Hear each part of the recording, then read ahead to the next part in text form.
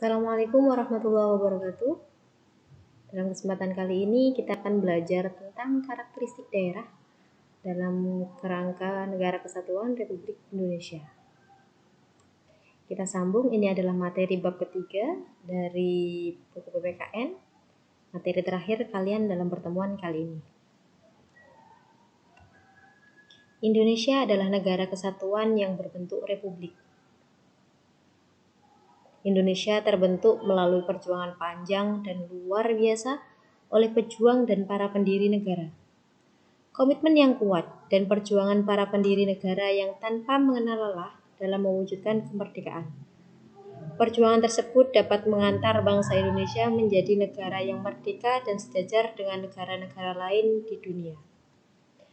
Bung Karno berpesan, "Kutitipkan bangsa dan negara ini kepadamu." Pesan ini bagi kita mengandung arti bahwa kita dituntut untuk menjaga dan mengisi negara dengan pembangunan. Siapa yang dititipi bangsa ini oleh Bung Karno? Yaitu adalah pelajar, di mana pelajar sebagai generasi muda bangsa Indonesia yang akan meneruskan, mempertahankan, mengelola, dan memajukan bangsa dan negara Indonesia. Negara Kesatuan Republik Indonesia merupakan sebuah negara besar yang memiliki luas daratan dan lautan kurang lebih 5.193.252 km persegi dan jumlah penduduknya lebih dari 245 juta jiwa. Luas wilayah dan jumlah penduduk merupakan potensi yang sangat besar bagi bangsa Indonesia untuk mengisi pembangunan nasional dalam rangka mewujudkan negara yang maju dan berdiri sejajar dengan bangsa-bangsa lain di dunia. Dalam materi kali ini, kita akan membahas dua hal tentang daerah dalam kerangka Negara Kesatuan Republik Indonesia. Yang pertama yaitu perjuangan menuju Negara Kesatuan Republik Indonesia. Yang kedua tentang pengertian daerah dalam kerangka Negara Kesatuan Republik Indonesia. Perjuangan menuju Negara Kesatuan Republik Indonesia di sini dimulai dari sejarah lahirnya Negara Kesatuan Republik Indonesia yang ditandai dengan menyerahnya Jepang tanpa syarat kepada sekutu. Peristiwa ini mendorong para pemuda untuk mendesak golongan tua untuk secepatnya memproklamasikan kemerdekaan Indonesia. Golongan tua diamankan oleh golongan muda ke Rengas Dengklok. Di Rengas Dengklok inilah kesepakatan golongan muda dan tua untuk memproklamasikan diri. Saat itu suasana di Rengas Dengklok menjadi tegang. Ir Soekarno oleh golongan muda diminta agar memenuhi keinginan rakyat Indonesia untuk memproklamasikan kemerdekaan dengan kekuatan bangsa Indonesia sendiri. Setelah berdebat panjang, desakan para pemuda akhirnya disanggupi oleh Ir Soekarno yang akan segera memproklamasikan kemerdekaan, tapi dilakukan di Jakarta. Tentu saja jawaban tersebut disambut gembira oleh para pemuda dan prajurit peta yang menjaga Ir Soekarno. Pada tanggal 16 Agustus 1945, rombongan dari Rengas Dengklok tiba di Jakarta dengan mempertimbangkan berbagai tempat yang aman untuk membahas proklamasi.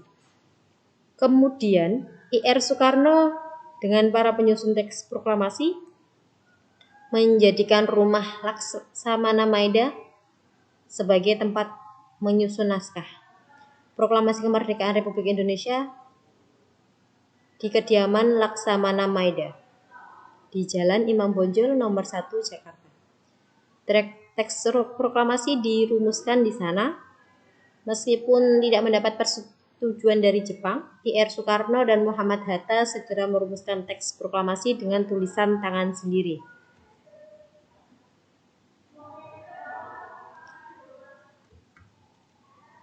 Setelah teks proklamasi disusun, lalu diketik oleh Sayuti Melik, teks proklamasi tersebut langsung ditandatangani oleh Ir Soekarno dan Muhammad Hatta pada tanggal 17 Agustus 1945.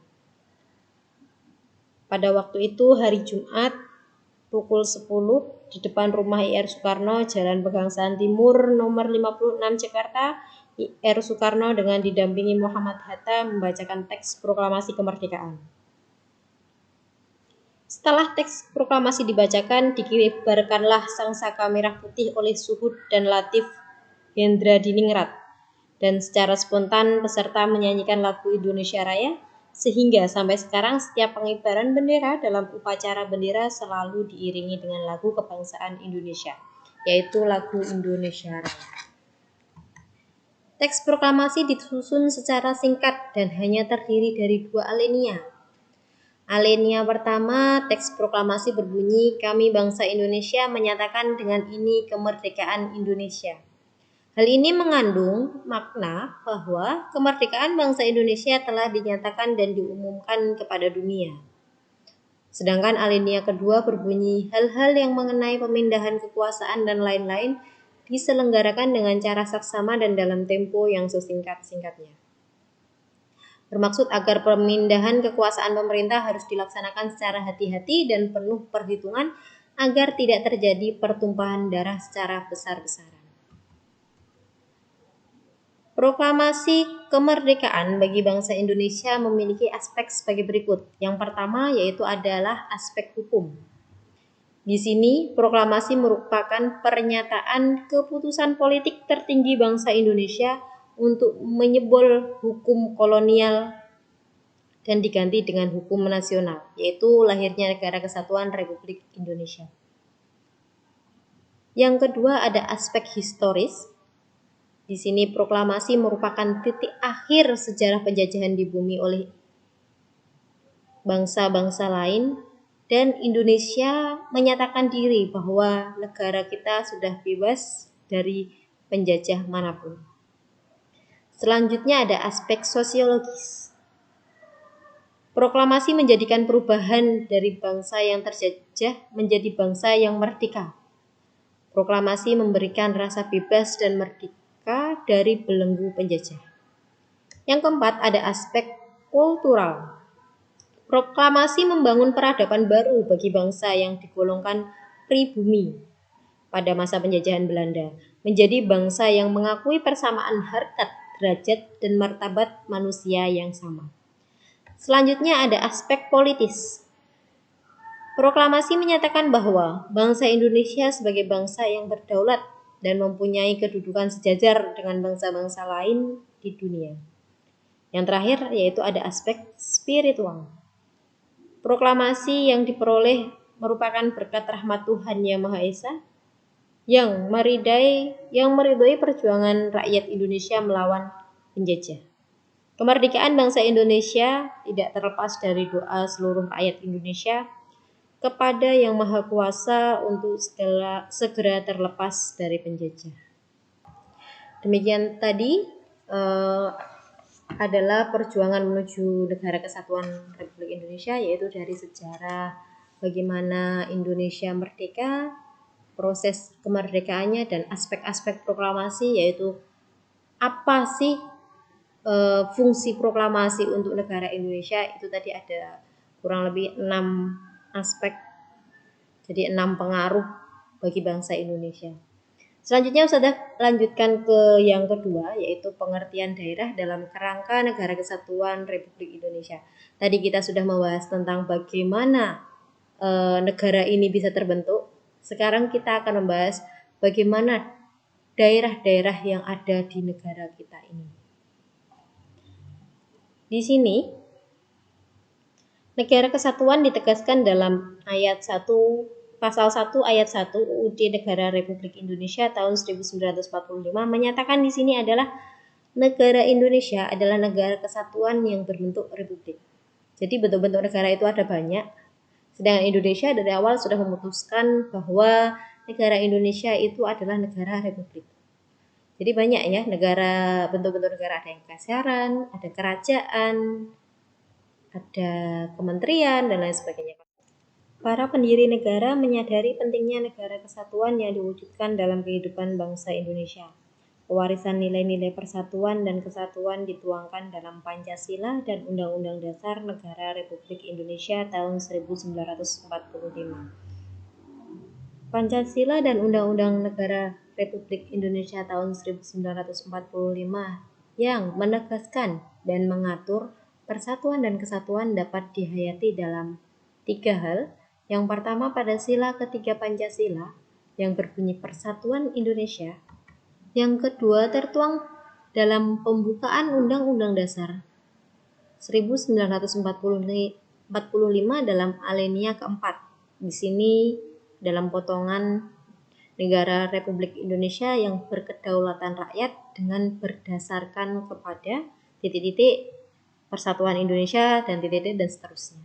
Selanjutnya yang ketiga dalam pasal 1 ayat 1 ini berada dalam batang tubuh Undang-Undang Dasar Negara Republik Indonesia tahun 1945 yang berbunyi negara Indonesia adalah negara kesatuan yang berbentuk republik.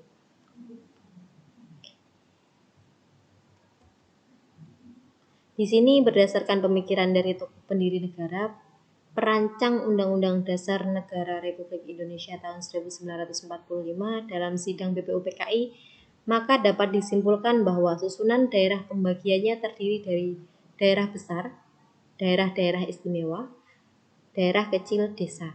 Jadi daerah yang ada di Indonesia itu dikelompokkan, ada yang daerah besar, daerah-daerah istimewa seperti Yogyakarta, juga ada daerah-daerah kecil seperti desa. Banyak sebutan desa di sini, ada dusun, desa, marga, huta, kuria, dan lain sebagainya. Di sini semuanya tetapi semuanya tetap dalam satu ikatan, yaitu negara Indonesia. Konstitusi negara Indonesia juga secara tegas mengakui dan menghormati. Yang pertama ada satuan-satuan pemerintah daerah yang bersifat istimewa dan juga mengakui masyarakat hukum adat serta hak-hak tradisionalnya seperti desa, marga, nagari, kampung, huta, dan daerah. Jadi walaupun dibagi-bagi daerah seperti tadi, satu daerah dengan daerah lain ataupun satu pemerintahan dengan pemerintahan lain tetap menghormati adat istiadat daerah-daerah masing-masing. Di sini sudah tertuang dalam pasal 18B ayat 2. Itu pasal 18B ya. Ayat 2 Undang-Undang Dasar NRI yang berbunyi negara mengakui dan menghormati kesatuan-kesatuan masyarakat hukum adat beserta hak-hak tradisionalnya sepanjang hidup dan sesuai dengan perkembangan masyarakat dan prinsip NKRI yang diatur dalam undang-undang. Jadi semuanya sudah tertuang dalam batang tubuh Undang-Undang Dasar, diatur dalam pasal 18 ayat 2, 18B itu ya. Di sini juga MPR itu sudah menerapkan bahwa sudah menegaskan juga bahwa Indonesia itu melalui pasal-pasal 18 tadi yang mengatur tentang daerah Indonesia, yaitu ada pasal 18, 18A, 18B. Di sini ada prinsip-prinsip daerah. Jadi suatu daerah itu memiliki prinsip. Sudah ada beberapa prinsip yang ditetapkan untuk suatu daerah itu berkembang atau menjalankan kegiatannya. Karena tadi sudah diatur menghormati bahwa di sini terkait beberapa hal juga, contohnya karena negara kita terlalu luas, negara kita sangat luas, jadi tidak mungkin presiden mengurusinya sendiri. Ya, jadi pimpinan tertinggi negara kita, maksudnya pemerintahan tertinggi yang ada di pusat di Jakarta itu tidak mungkin mengurusinya sendiri. Jadi ada namanya tugas pembantuan, yaitu dilakukan oleh di daerah, misalkan di daerah provinsi dilakukan oleh gubernur atau wali kota, di daerah kabupaten bisa dibantukan